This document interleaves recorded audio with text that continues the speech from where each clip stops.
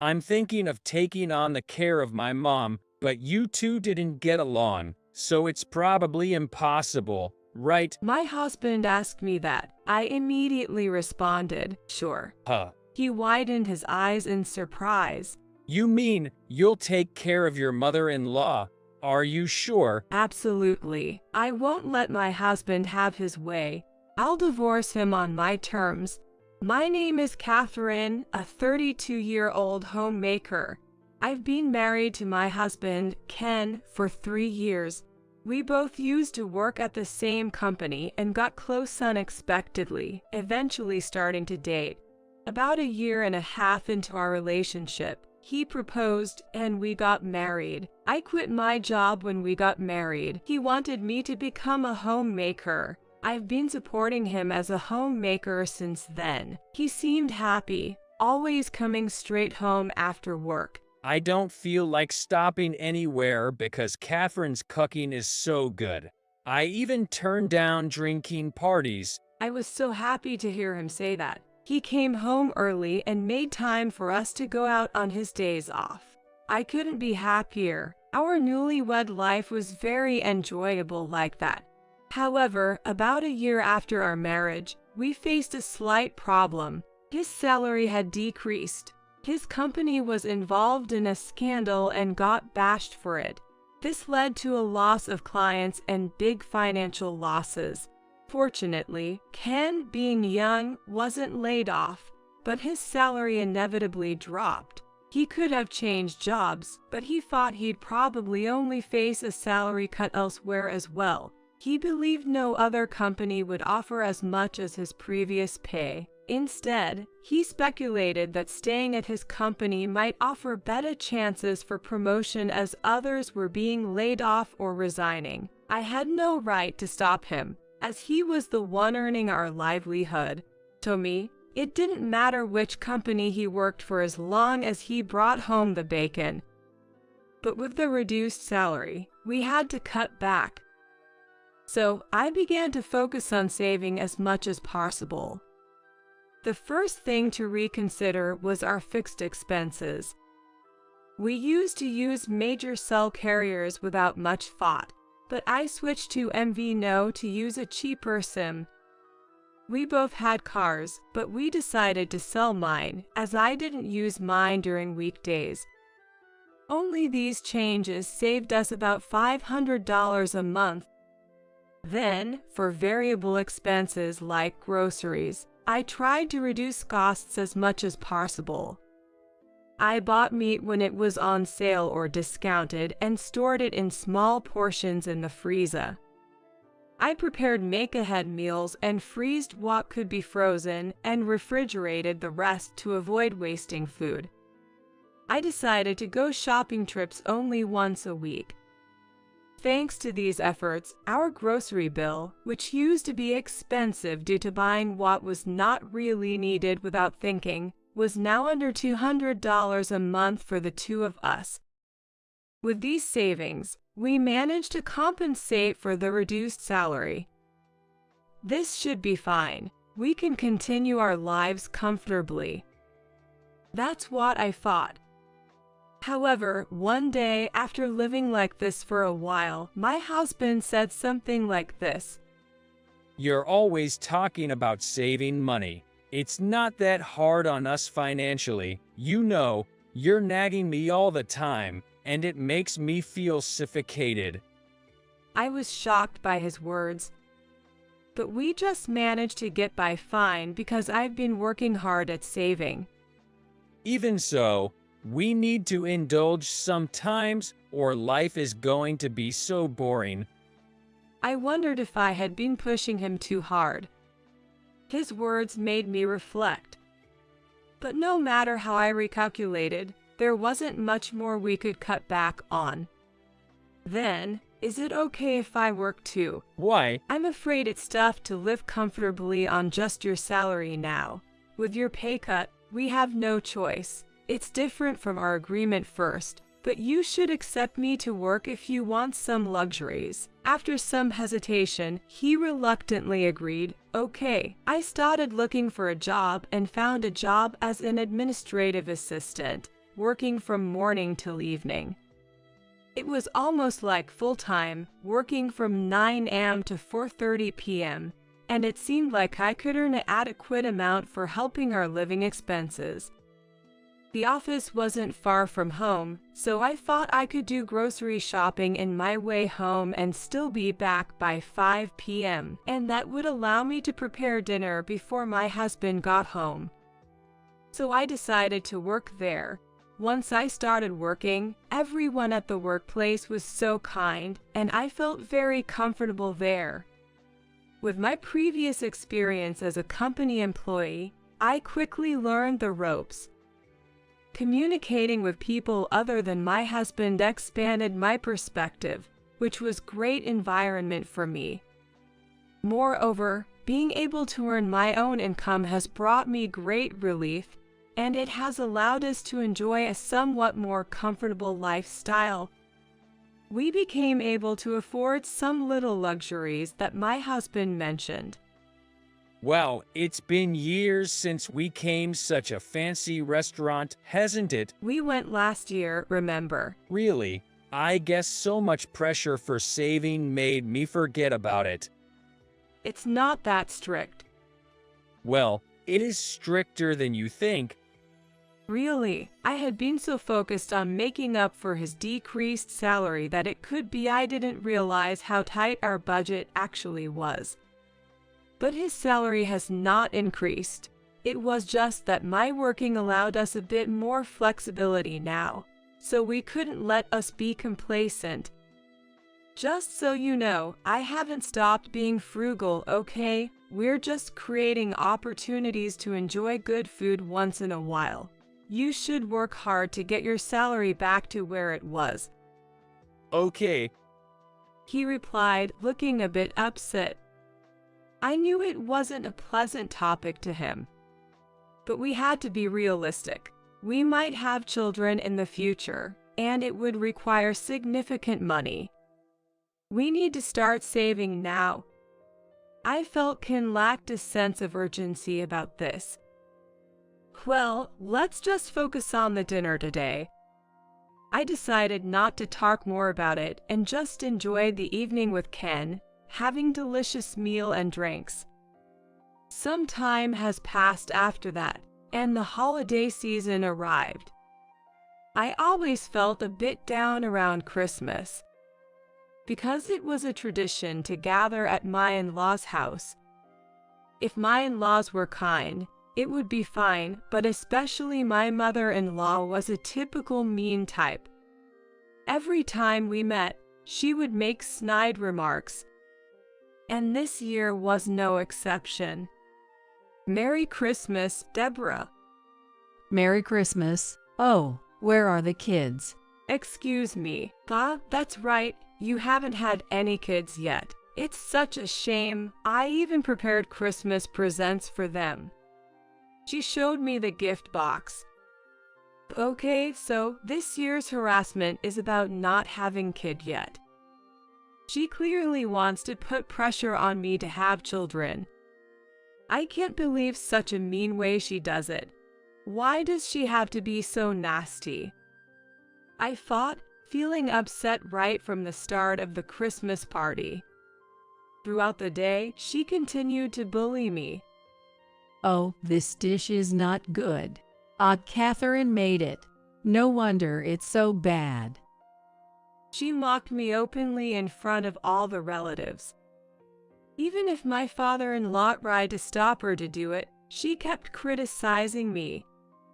Are you really a housewife? With cooking like this, I feel sorry for Ken.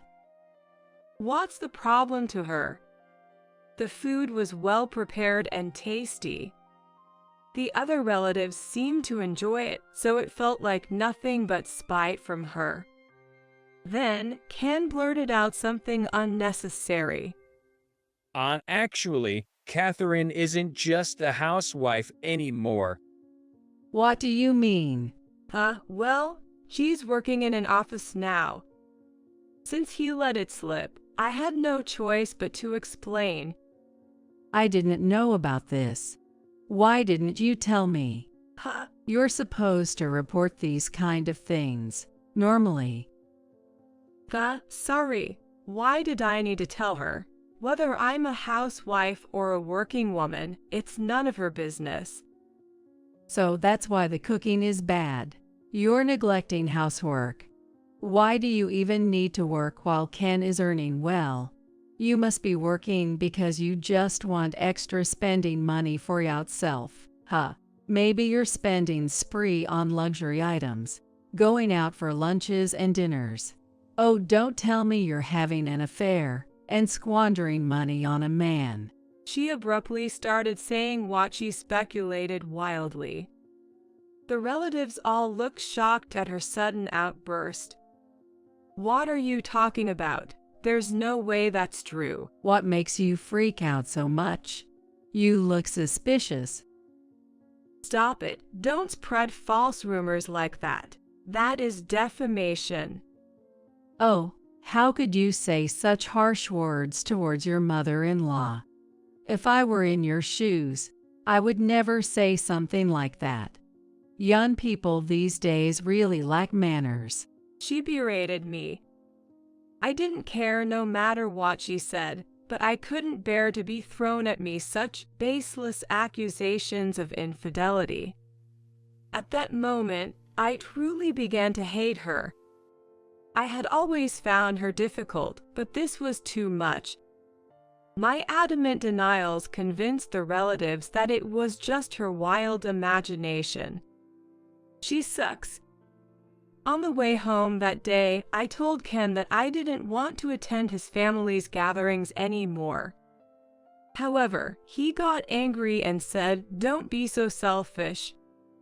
You don't want to go because you're actually having an affair. What? You're saying that too? Well, it says there's no smoke without fire, right?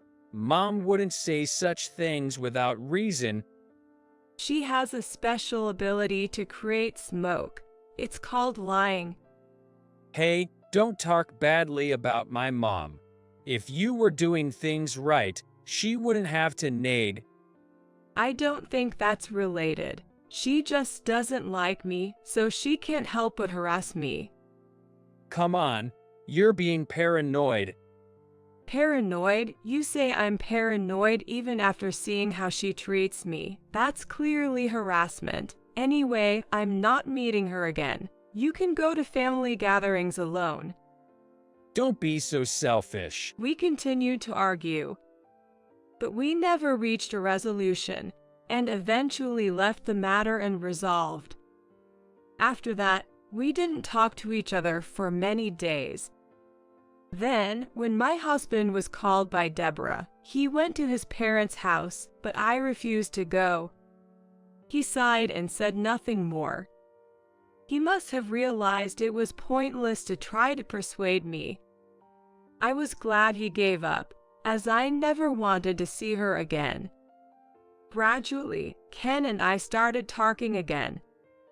I felt relieved a lot not having to go to see his parents and could focus more on my work. Then, I was offered a full-time position at my job. I thought it was a great opportunity, so I discussed it with Ken when I got home. Until then, I had been working within his dependent status, so becoming a full-time employee meant leaving his support. Originally, I had married with the understanding that I would be a homemaker at his request. So it was a significant change from our initial agreement, and I wanted to talk it over with him. I thought he would be opposed to me to accept the offer. But he said, "Yay, that's fine. I'll take care of the paperwork." I was surprised that he agreed so easily.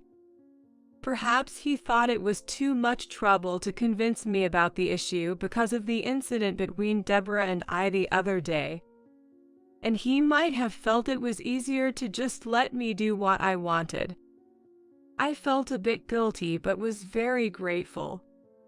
So, I became a full-time employee. My working hours increased, but so did my sense of rewarding. I continued to manage the household chores properly while working. as neglecting them would break my promise with Ken. I tried to make chores easier, like using make-ahead dishes and easy-to-finish meals. Even I thought I was managing so well both work and home that Ken didn't comment anything on it. He had been busy with work lately, often coming home late and even working on weekends. So maybe just because he didn't have much time to focus on my household duties. When working full-time, our income became much more stable, and our life got much easier. I thought now we would be financially ready even if we had children. However, one day, I witnessed something shocking. It happened when I attended a company drinking party. That night, Ken also said he was going out with his coworkers, so I didn't worry and stayed out late. After the drinking party, I was heading to the after party with a few colleagues. I saw Ken leaving a nearby bar, though he was drinking close by. I wondered whether to go talk to him. But then, I saw a young woman come out and cling to his arm. I couldn't believe my eyes. They walked off towards the downtown area while flirting. There was no one else with them. This meant he was out drinking just with her. It was unmistakably an affair. I was stunned. I was in no mood to enjoy party anymore and head home instead. My mind was restless even at home. How long had he been cheating? Was he already having an affair when I talked to him about working full-time? That could explain why he so readily agreed. I couldn't stop thinking about it and decided to hire a private investigator to find out the truth. They quickly found evidence. As expected, he was having an affair. But what shocked me was a photo of Ken and his mistress with another person. It was Deborah. I couldn't make sense of it. Why she was with them. In any case, it meant she knew about and accepted his affair. She really sucks. I wanted to divorce him immediately. But then an unexpected event occurred. My father-in-law passed away suddenly from an illness. Because of this, I couldn't confront Ken about the affair or proceed with the divorce, as we were swamped with the funeral arrangements. I decided to wait until after the funeral-related matters were settled, and continue to gather more evidence. It would likely be more advantageous in the divorce. However, a few months after my father-in-law's passing, when our lives were returning to normal, Ken said something unexpected. Mom has hurt her legs and lower back, and she is now bedridden. Oh, that's tough. Yay, and I need to discuss something about that with you. He continued with an uncomfortable expression. I'm thinking of taking on caring for my mom. Huh? But you two didn't get along, so probably you can't, right? He asked me. I answered immediately. Why not? Sure. Huh. He looked surprised. He must have had some ulterior motive. He probably thought I would refuse. You mean you're okay with taking care of your mother-in-law? Are you sure? You've been complaining about how she treats you. Gladly, I won't let him have his way. I'll divorce him on my terms. He repeatedly asked, "Are you sure?" "Come on," I said, "it's fine." Okay, but don't blame me if things go south. He warned and quickly called Deborah. We ended up moving into my in-laws' house. "Hi, Deborah. I look forward to staying with you." She looked very displeased. My husband's face was drawn as well. But it seemed they had a plan. It was to pick me on thoroughly. Catherine, what do you mean coming home at this hour? Get to the kitchen and start cooking dinner right now. Huh? You're a housewife and you've been staying at home all day, but you couldn't even prepare dinner. When it was just my husband and me, I would come home around this time and still get dinner ready. Seems like you're not good at housework, huh? What? Just watch, I'll whip something up in no time, she said and angrily prepared dinner. They probably wanted to use me like a slave, and they would make me suffer and were going to kick me out. If I left, they could bring that woman over without getting caught. However, if I didn't leave, he couldn't be with his mistress forever. I was actually enjoying this situation. I planned to get back at them and give them a taste of their own medicine. That would be my revenge on them. It was a bit mean, but I decided to go ahead with that strategy. Deborah, the shower is ready. Let me help you out. Oh thanks, but I can manage on my own. Really? But I thought you had trouble with your legs. Ken even said you were bedridden. Well, yes, my legs aren't great. He was just exaggerating a bit. I can move enough to shower myself. Okay. Saying this, she got into the shower room. I knew all along that she wasn't really weak in the legs as they claimed. Their lie that she needed care was probably a ploy to get me to agree to a divorce. Yikes.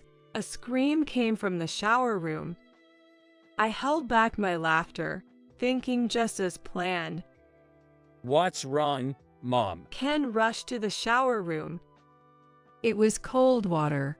I thought I was going to freeze to death. She shivered in a towel.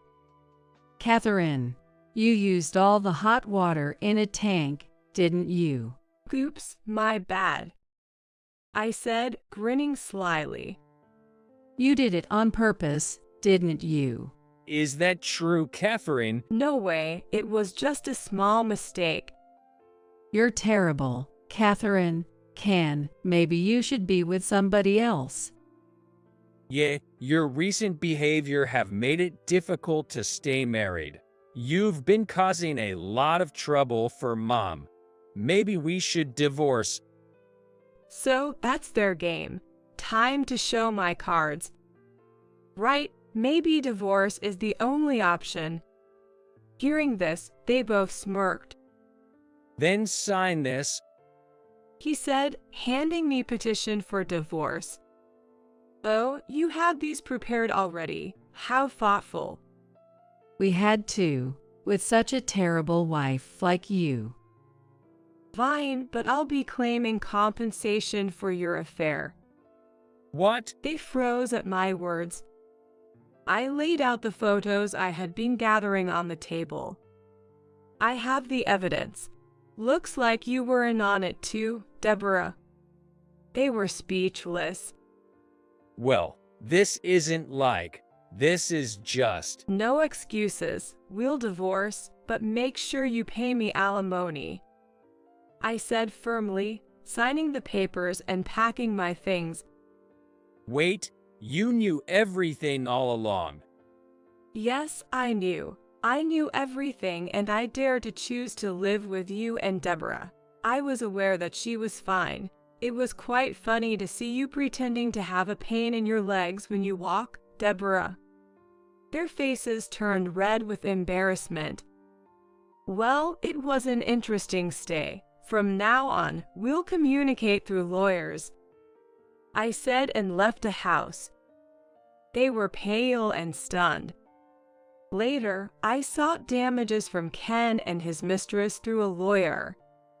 I even sent a legal notice to his workplace to notice their dishonest practices. Since the affair was with a coworker, they both faced cold treatment at the office.